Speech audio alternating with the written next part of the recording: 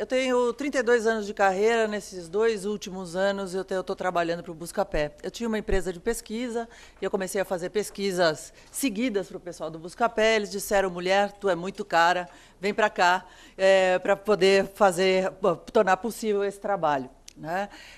Eu sou uma pessoa que segue o rio. Né? Em 94 eu trabalhava na Natura e me apresentaram a internet.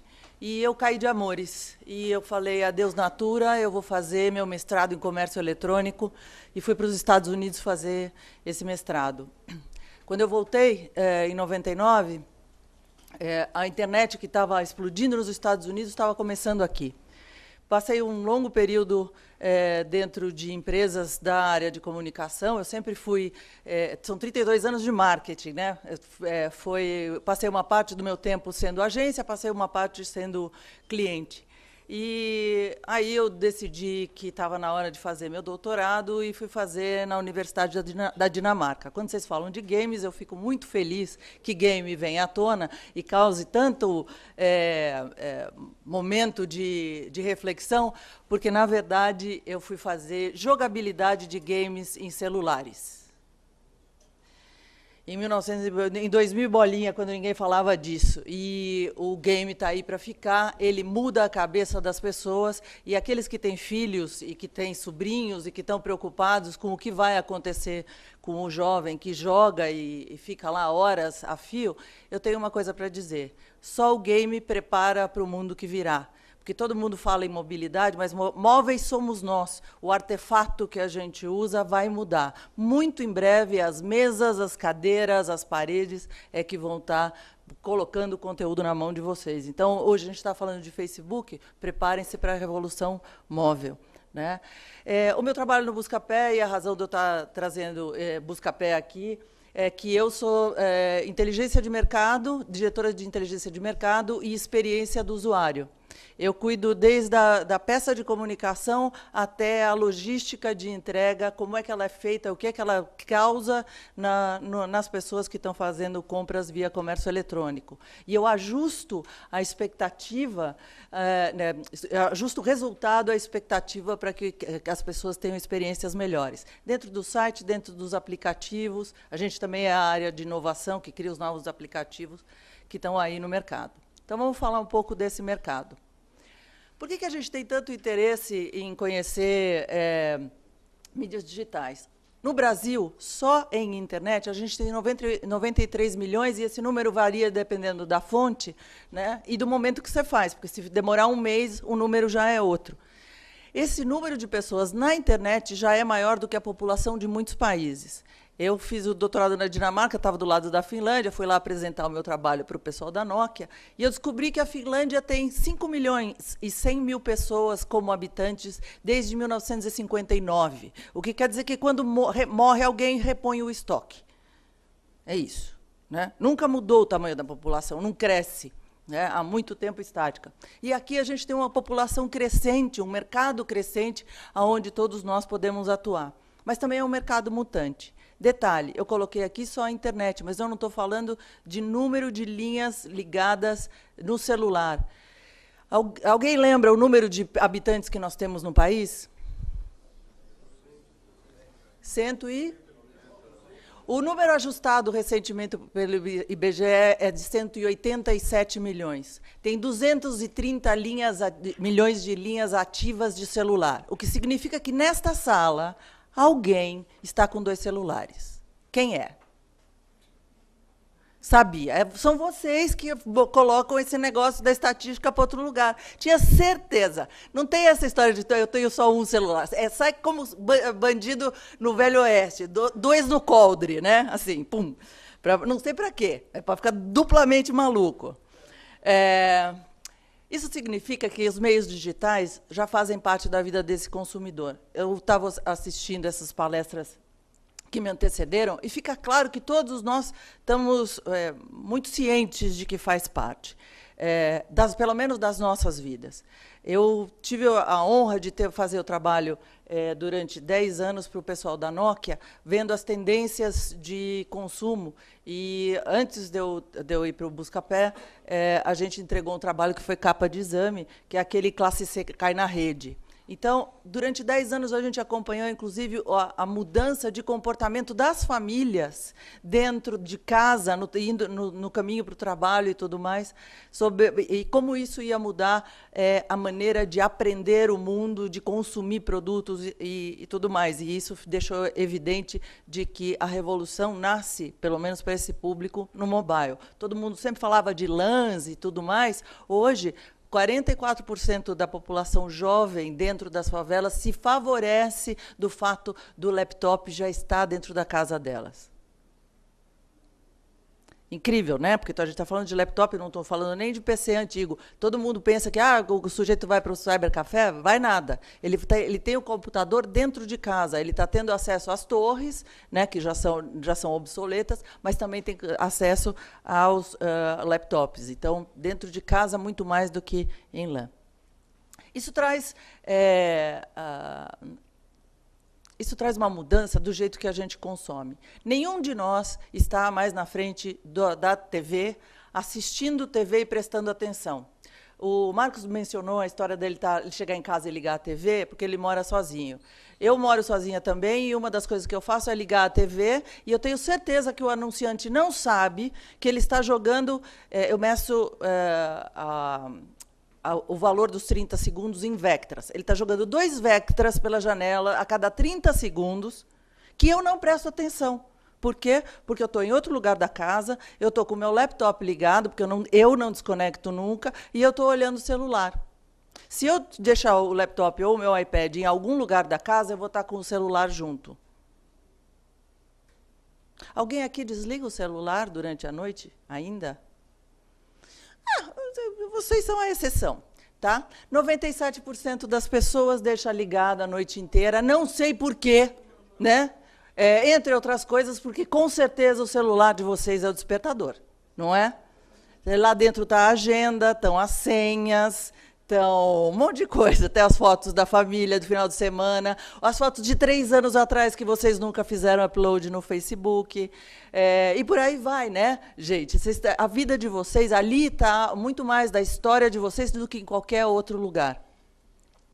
Isso significa, entre outras coisas, né, essa coisa da gente ter mudado de hábito, que a grande dificuldade para quem está fazendo comunicação é essa daqui.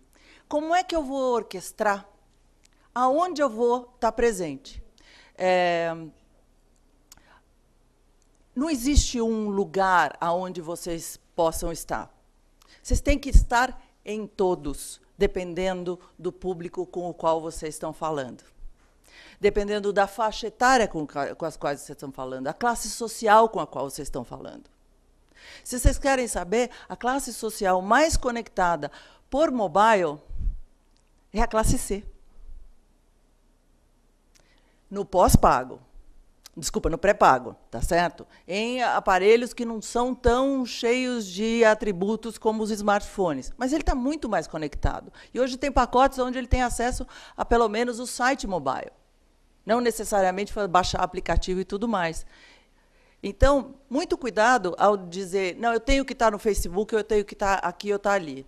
Fazer comunicação não é ir à padaria. Eu não vou pegar um Facebook, 2 Twitter e um site. Eu, antes de pensar nisso daí, tenho que conhecer o meu público, como ele atua e como ele consome cada uma das mídias durante o dia. A gente tem uma dieta de mídia durante o dia. Eu acordo com o meu celular. Antes de eu sair da cama, eu peço para atualizar todos os meus e-mails. E, enquanto eu escovo os dentes, eu estou vendo o que está acontecendo. Eu também recebo uma quantidade brutal de e-mail que eu tenho que responder, ou ali, ou quando eu estou parada no trânsito. Eu faço isso. E tem coisas que eu tenho que responder. Como eu fico quase 1h30 parada no trânsito até chegar aqui na região da Paulista, com certeza eu tenho tempo de sobra para responder para um monte de gente. Não devia, né? Mas faço. E eu vejo milhares de outras pessoas fazendo ali do lado. Por outro lado, eu raramente vejo mais do que 3 minutos atenta à televisão. A televisão pode ser parte da vida do cotidiano de muitos, de uma parte muito grande da população, mas não é da minha. Eu raramente ouço rádio, eu coloco o meu iPod. Eu sou o bicho fora da curva. Em compensação, tem gente que ouve a CBN.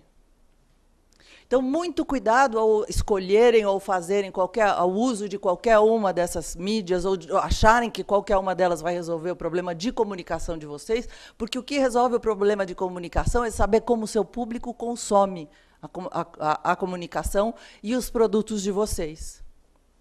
Muito mais do que qualquer coisa. Vamos lá, vamos dar uma olhada em alguns outros números. Esse daqui, geral da população brasileira, a fonte é o Ibope. Tá? A internet é a mídia mais consumida no país. Né? Navegando, vendo vídeo, redes sociais, 36% da população fica mais de 2 horas. Vendo TV, só 13%. E, se eu for olhar aqui em dispositivos móveis, eu também estou com o dispositivo móvel em 13%. Isso significa que eu estou fazendo as duas coisas praticamente concomitantemente. Saiu uma outra pesquisa do Ibope mostrando que 76% da população da classe A faz o consumo de TV e tablet, ou TV e celular, ao mesmo tempo. Essas pessoas estão desatentas ao quê? Essas pessoas estão desatentas à mensagem de comunicação na TV, no formato tradicional, mas se elas virem a Carminha usando a camiseta da Dudalina, elas vão entrar no site da Dudalina, ou pelo tablet, ou pelo celular, e elas vão pré-consumir o produto aí, ou fazer uma compra ali. Quando eu vejo uma propaganda de TV, e é por isso que a gente tem o aplicativo no celular hoje, o Buscapé tem isso, eu vejo a TV na propaganda e eu comparo o preço no aplicativo, sentado no meu sofá. O desafio é bem grande para a gente poder andar, né? E conseguir falar com essas pessoas. É super consistente na faixa de renda, em qualquer faixa de renda e em regiões, qual é o consumo de redes sociais. 16% de todas as faixas sociais estão ali olhando e jogando videogames. Jogar videogame, gente, muda o cérebro, porque eu tenho que ver muitas coisas ao mesmo tempo. O que significa que esse novo usuário, novo consumidor, ele é extremamente desatento. Não adianta fazer longas frases para falar de vocês. Eu necessariamente tenho que fazer frases curtas. Olha que interessante. O público feminino acha muito importante, 85% deles acham muito importante a mídia digital. Então, é um público que está aberto a qualquer comunicação que eu vá fazer. Melhor estar ali, melhor estar conversando com esse grupo. Em casa, a internet é a mais utilizada das mídias de manhã, de tarde ou de noite, por diferentes habitantes da casa. Mas a verdade é que a internet já supera a importância do jornal da manhã e da TV à noite. Então, não tem jeito, né? E é utilizada em diversas situações e lugares, em casa, na rua, no restaurante, dentro do supermercado, etc., etc. Sabendo isso, existem muitas oportunidades para eu colocar aplicativos para facilitar a vida das pessoas. Quando vocês vão ao supermercado, como é que vocês fazem compra? Vocês vão com uma lista pronta? Vocês vão com uma lista pronta, que foi escrita num pedaço de papel qualquer, que vocês colocam dentro da bolsa ou do bolso, que, normalmente, quando vocês estão na frente da gôndola, vocês não sabem onde está. E vocês usam, na verdade, a memória para fazer as compras. E vocês aparecem com 5 tubos de ketchup e não trazem a carne. Ou algo assim. Razão pela qual tem uma série de aplicativos que estão aparecendo ali. Né? Desktop e laptop ainda é mais usado para acessar a internet, dependendo da classe social, muito mais classe C e B-. E a gente vai ter um grande acesso através de smartphone, tablet, etc., para a classe B+ e A. Tá? mais de uma vez por dia, com certeza todas as classes sociais, muito mais mulheres do que homens. Existe uma coisa muito interessante, que a gente estava falando sobre consumo, que é importante para vocês pensarem, que é o seguinte: existe uma necessidade dentro da sociedade da gente se compensar por todas as coisas que a gente se perde por estar se esforçando em ser super. Né? Então, lá estou eu, fazendo um trabalho de super mulher, sendo super profissional, super isso, super aquilo. Pergunta: que horas vocês acham que as mulheres fazem compras online? Valendo ponto para a nota. Hora do trabalho. Que horas, meu bem? Às 9, às 6, que seria quando chega e quando sai. Não, é às 11h30. As horas de maior acesso são logo depois da primeira grande reunião, porque, afinal de contas, eu mereço. Certo? Então, essas coisas, e saber dessas coisas, fazem de mim o Darth Vader. Eu trabalho na Estrela da Morte. É verdade. O meu trabalho lá dentro é observar todos esses comportamentos durante o dia, entender como se consome cada uma das verticais e fazer com que vocês, sem perceber, cliquem no botão que nós queremos. É isso. Então, a gente fala do poder do consumidor, mas é o poder de desafiar a mídia enquanto o sujeito que me permite falar ou deixar de falar. Mas nós colocamos, a gente acompanha o comportamento de vocês o tempo inteiro. Eu estou falando nós que trabalhamos com comércio eletrônico. A gente acompanha cada um dos movimentos, dos logs no servidor que vocês vão fazendo, para saber qual é a propaganda que eu vou colocar em que lugar na hora que você abrir o site no qual a gente tem acesso. Então, você está navegando e, de repente, aparece lá o banner da Schutz, uma loja de sapatos. Não foi por acaso, meu amor. A gente sabe que você adora sapato e que você andou zanzando em lugares onde tinha sapato. Netshoes, da Fit, blá, blá, blá. A gente sabe direitinho. Ninguém aqui está de bobeira. A gente vai pegar vocês no pulo. Que medo de você. Eu sou. É isso que a gente faz. Outra coisa que a gente faz é estudar cada uma das páginas milimetricamente para saber qual é o tamanho de fonte que faz você olhar para o botão que eu quero e ainda por cima clicar. A gente testa a cor, todos os dias muda as cores dos botões para saber qual é a cor em qual posição que vai fazer você clicar. E a gente aumenta a taxa de cliques. Nós fazemos o Walmart, Carrefour, etc., etc., etc. Todos eles fazem, a Amazon, e a gente, imperceptivelmente, está tendo a privacidade invadida. Agora que eu estou aqui na frente de vocês, a verdade é que tem horas, e eu brinco que eu sou o Darth Vader, porque eu sei o que a gente está fazendo. A gente está invadindo, né, ou está pegando informações que ficam mesmo livres ali, para usar, para fazer as pessoas consumirem mais. Essa é uma questão para se pensar muito sobre qual o valor da privacidade nesse universo, né? Eu não falo à toa, porque eu também tenho, de vez em quando eu tenho crise de consciência, às vezes não. Na maior parte do tempo, não. Aqui tem alguns números sobre uso paralelo de TV e computador, né? 61% das pessoas estão lá com...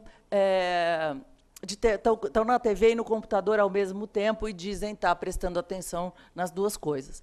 Uma coisa interessante sobre o game, e eu estava falando, não estou falando disso à toa, que a história, como a tela ela é muito cheia de coisas, quem joga game aprendeu a prestar muita atenção, 100% de atenção, em 3 segundos.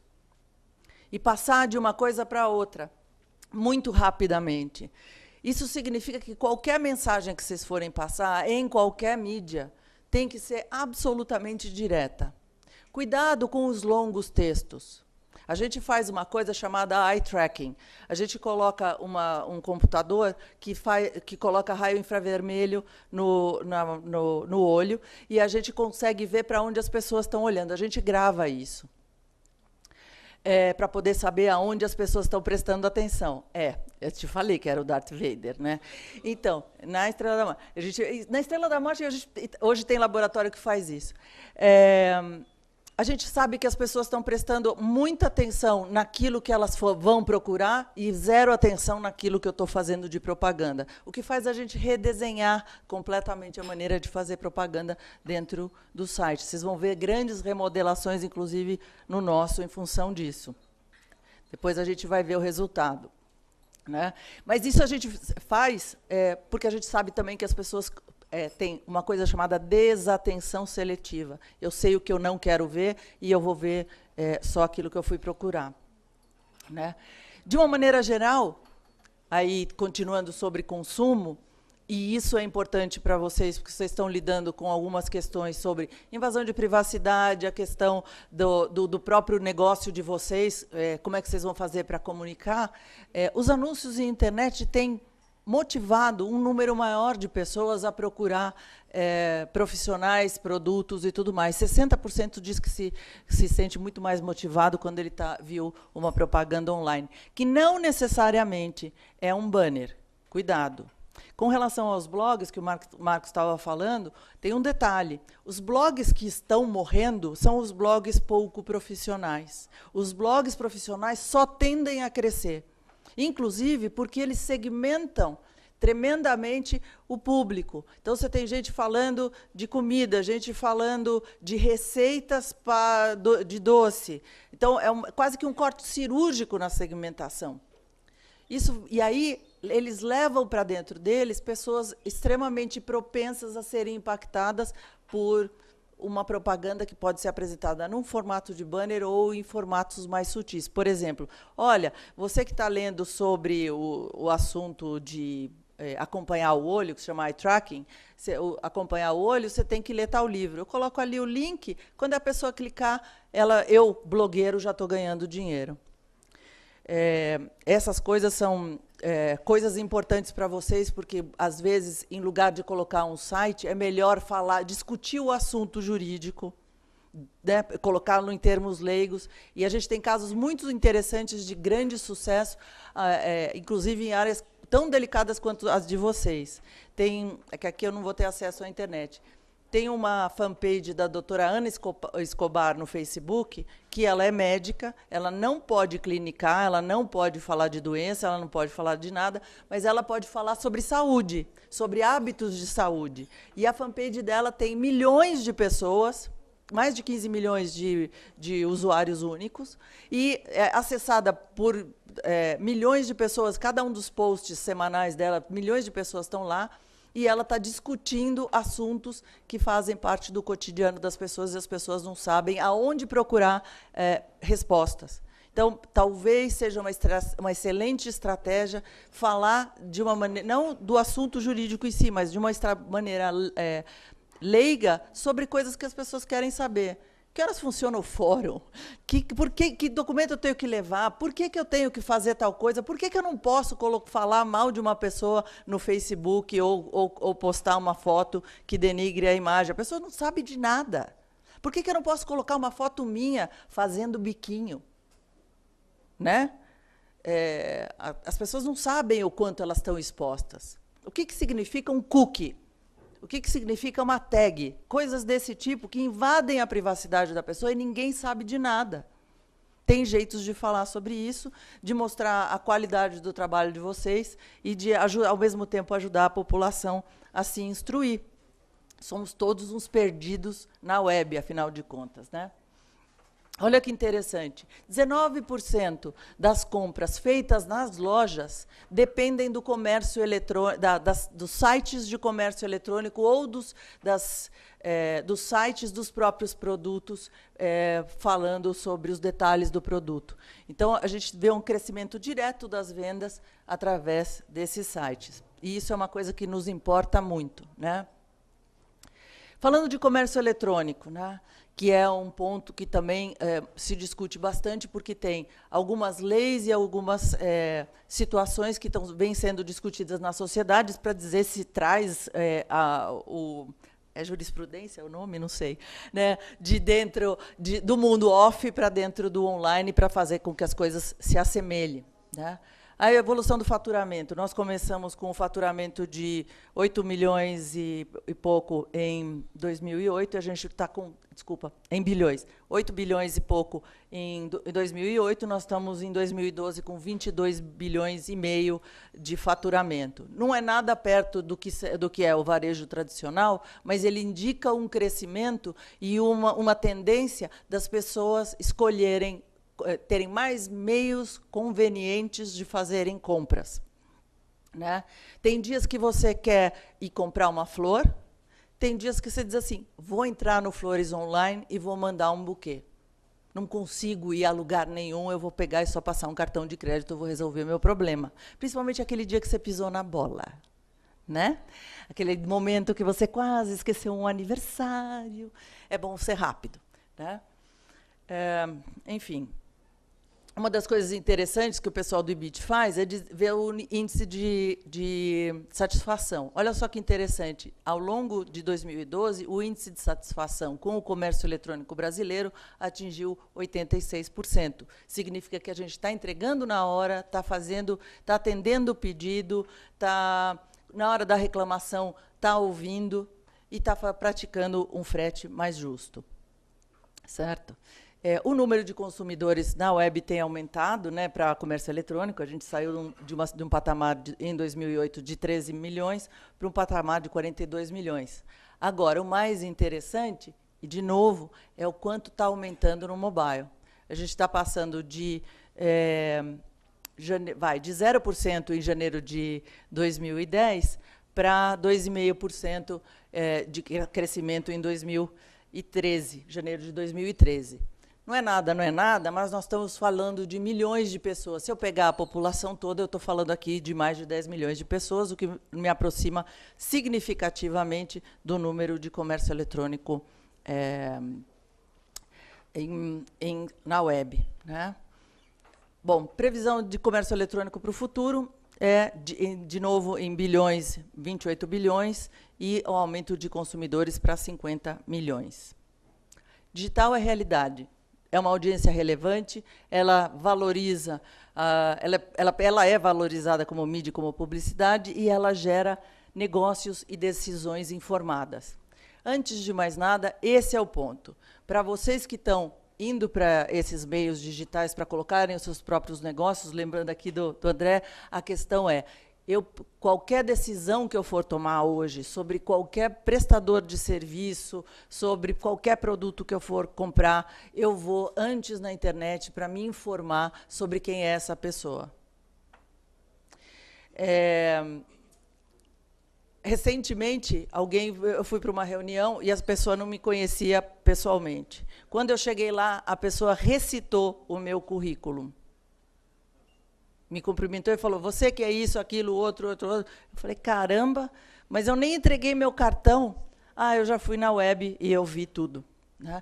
Uma pessoa hoje, um jovem, quando ele está saindo da faculdade e ele vai começar, ou ele vai fazer as suas primeiras entrevistas, a primeira coisa que o pessoal da faculdade e os recrutadores dizem para ele é, entre no site da empresa e veja se a filosofia da empresa encaixa com você. Então, não adianta, a decisão é diferente, ela vai com um grupo de informações que a pessoa vai fazer seu próprio julgamento. Falem, coloquem, se vocês vão se colocar no meio digital, coloquem-se como se vocês fossem empresas, né? Pessoas. Quem sou eu, o quanto eu sou bom nisso, né, pelo lado acadêmico, profissional, e o quanto eu sou humano neste outro sentido. Entre outras coisas, porque a gente vive num mundo interconectado. Não só eu vou olhar essas pessoas, esses profissionais, esses produtos no online, mas eu vou perguntar para os meus amigos o que eles acham, ou qual é a reputação de cada um desses itens. Ninguém compra mais só pela propaganda. A gente compra pela propaganda a oferta, o preço. Quando a gente compra alguma coisa, é pela reputação que vem antes. Então, muito cuidado. Qualquer interface, qualquer projeto digital tem que ter 4 itens, e aqui vem o primeiro deles, que é a ativação do consumidor através de canais de comunicação. Então, eu preciso fazer propaganda, eu preciso estar presente nas diferentes plataformas, e eu preciso saber se o meu público está usando essas plataformas, Twitter, Facebook, etc. Eu preciso permitir que as pessoas falem de mim, mas eu preciso também ter muito cuidado.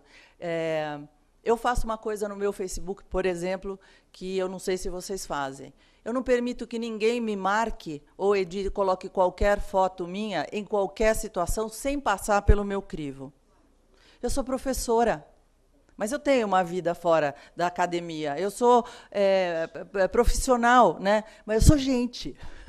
Né? Eu vou para as baladas, eu saio, eu faço milhões de coisas, mas nem tudo é publicável. Nem todo mundo pode ver as mesmas coisas. Então, eu preciso editar. É preciso que, quando vocês tiverem esse Twitter ou esse Facebook, que a fanpage de vocês diga: aqui tudo é editável, porque uma coisa o consumidor faz. Ele acha que, porque ele está sob a máscara do digital, que ele não vai ser visto. E as pessoas esquecem que a renda é mal distribuída e que a gente se encontra nas esquinas de São Paulo como se isso fosse uma vila.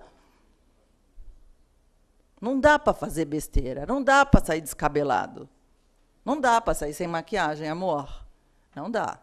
Então, cuidado com o que vocês vão fazer, e podem avisar que isso é editável. Tem um mito por aí que diz assim: mas se você está no meio de uma rede social, é tudo livre, a internet é livre, não sei o que é livre. Dá para falar palavrão aqui? Não deve. Né? Pode, mas não deve. Né? Tem umas coisas que pode, mas não deve. Não é chique, né? Tem uma coisa que você não pode, você pode, mas não deve. Então, você tem que tomar cuidado com esse tipo de coisa, porque esse tipo de postura que você tem que colocar ali. Uma das coisas que, no tempo que eu trabalhava para o pessoal da agência Clique, a gente fazia, montava os grupos, as fanpages, as comunidades no Orkut e tudo mais, e dizia: olha, amor, você está entrando aqui, mas aqui funciona assim. Você não pode falar palavrão, você não pode denegrir a imagem, você pode reclamar de um mau atendimento, dizer que as coisas não estão andando, etc., etc. Mas você não pode ter uma postura agressiva que interrompa o bem-estar da comunidade como um todo. Se você insistir nisso, a gente vai tirar teu post. Ponto. Isso não quer dizer que ele vai ficar sem resposta. Isso só quer dizer que ele vai aprender a viver em comunidade de maneira civilizada. Não sabe brincar, não desce para o play. Ponto. E o meu nome é Capitão Nascimento. Pede para sair, número 2, é isso aí. Muito bem. Consumidor, né? Eu preciso. Uma das coisas importantes em qualquer interface que eu for criar já que a minha marca tem personalidade, cuidado ao fazer as escolhas gráficas e as escolhas das regras de negócio que você vai colocar ali, porque você tem que fazer o consumidor entrar nas tuas páginas, seja site, Facebook, qualquer lugar, e ele perceber que ali é você e aquilo que é a marca. Eu sempre brinco que uma das maiores dissonâncias que existe é nas escolas. Né? A escola, tem algumas escolas, por exemplo, que dizem assim: eu sou descolado, eu sou isso, eu sou aquilo, aí você entra lá e o site é todo quadradinho. Não vem me dizer que você é descolado com um site quadradinho. Tá certo? A gente é super organizado. Aí você olha lá, a navegação, você nunca consegue achar nada. Né? Então, muito cuidado na hora de fazer isso, cuidado quando vocês forem fazer essas escolhas também. E eu preciso deixar claro para esse consumidor que é dele a escolha de fazer negócio comigo. Então, eu preciso tornar tornar tudo muito palatável para esse usuário chegar até o momento de nos escolher. E era isso que eu tinha para falar. Então, eu queria saber de vocês quais são as dúvidas sobre o assunto.